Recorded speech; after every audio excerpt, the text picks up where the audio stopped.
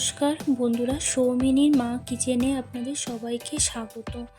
আজ আপনাদেরকে আমি রেসিপি করে দেখাবো আলুর দম। প্রথমে কড়াইতে তেল দিয়ে দিতে হবে।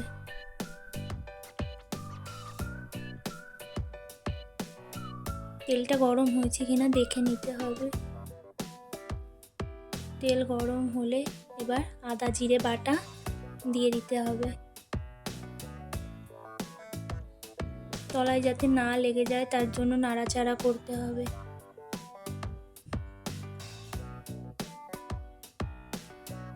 এরপর টমেটো কুচি দিয়ে দেব, দিয়ে নাড়তে থাকবো যত সময় না টমেটোগুলো মশলার সাথে মিশে গলে যাচ্ছে।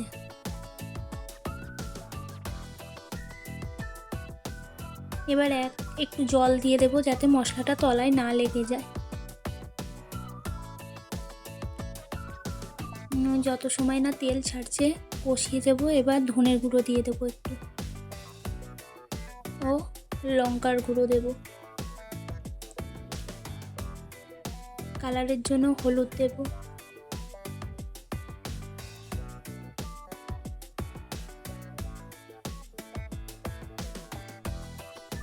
এবার মশলাটা কষতে থাকবো যত সময় না তেল বার হচ্ছে।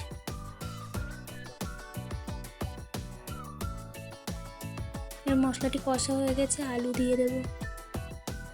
আলু দিয়ে ভালো করে মশলার সাথে মাখিয়ে নেব আলুগুলি।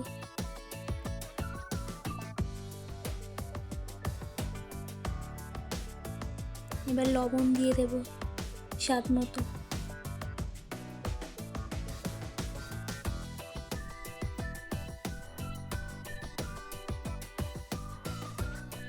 এবার চিনি দিয়ে দেবো স্বাদ মতো।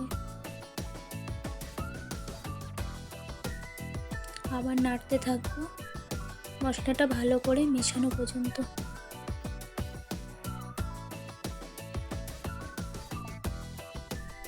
মশলার সাথে আলুগুলো মিশে গেছে, এবার জল দিয়ে দেবো এই পর্যায়ে। এবার ঢাকনা দিয়ে ফুটতে দেবো।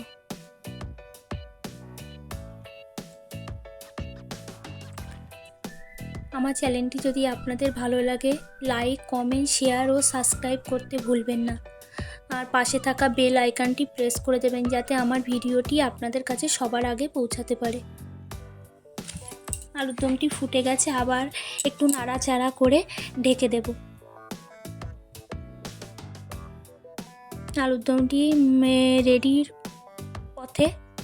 এবার দুটো আলু, সেদ্ধ আলু চটকে দেব খুন্তি দিয়ে, যাতে তরকারির আলুর দমের গ্রেভিটা একটু গাঢ় হয়।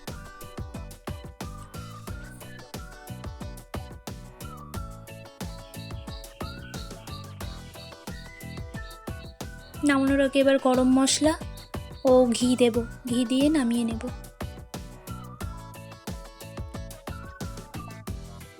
এই আলুর দমটি আপনারা কোনো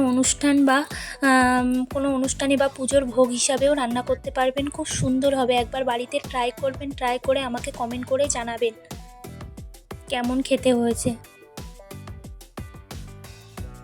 ধন্যবাদ।